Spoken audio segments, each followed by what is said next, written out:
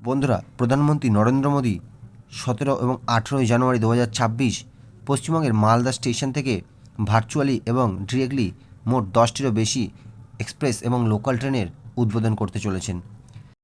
বন্ধুরা, রাজনৈতিক অভিসন্ধি হোক কিংবা অন্য কোনো রাজনৈতিক চাল, বাংলার মানুষের পক্ষে এই নতুন 10টি ট্রেন সত্যি অনেক বেশি উপকারে আসবে। তো চলুন জেনে নিই কোন কোন সেই 10টি ট্রেন আছে যেটি পশ্চিমবঙ্গ এই 2026 সালে পেতে চলেছে।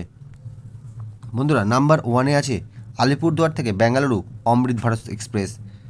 নাম্বার 2-এ আছে নিউ জলপাইগুড়ি নাগেরকোয়েল অমৃত ভারত এক্সপ্রেস। 3-এ আছে নিউ জলপাইগুড়ি তিরুচিরাপল্লী অমৃত ভারত এক্সপ্রেস।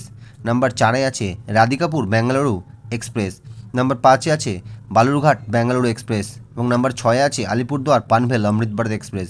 বন্ধুরা, এই ছটি ট্রেনই কিন্তু উত্তরবঙ্গের জন্য বরাদ্দ করা হয়েছে। চলুন এবার দেখে নিই দক্ষিণবঙ্গের জন্য কোন কোন ট্রেন আছে। বন্ধুরা, দক্ষিণবঙ্গের জন্য সাঁতরাগাছি তম্বরম অমৃত ভারত এক্সপ্রেস রয়েছে, যেটি 7 নম্বরে আছে। 8 নম্বরে হাওড়া কামাখ্যা বন্দে ভারত স্লিপার ক্লাস। আর এই ট্রেনটি নিয়ে কিন্তু চারিদিকে খুব জলগোলা হচ্ছে, কারণ এটি একটি সুপার ডিলাক্স ট্রেন। আর এই ট্রেনটি মোটামুটি হাওড়া থেকে ছেড়ে কামাখ্যা পৌঁছতে 14 ঘন্টা মতন সময় লাগবে। এরপরে শিয়ালদা থেকে বারাণসী অমৃত ভারত এক্সপ্রেস। বন্ধুরা, এটিও কিন্তু একটি গুরুত্বপূর্ণ ট্রেন হতে চলেছে, কারণ এই ট্রেনটি শিয়ালদা থেকে ছেড়ে দেওঘর হয়ে বারাণসী পৌঁছাবে এবং দুটি ধর্মস্থানের মধ্যে যোগাযোগ রক্ষা করবে।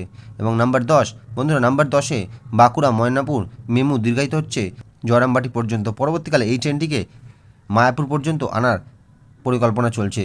আর বন্ধুরা, আপনারা কারা কারা এই ট্রেনগুলিতে জার্নি করছেন অবশ্যই কমেন্ট করে জানাবেন। দেখা হচ্ছে পরবর্তী ভিডিওতে। সবাই ভালো থাকবেন, সুস্থ থাকবেন।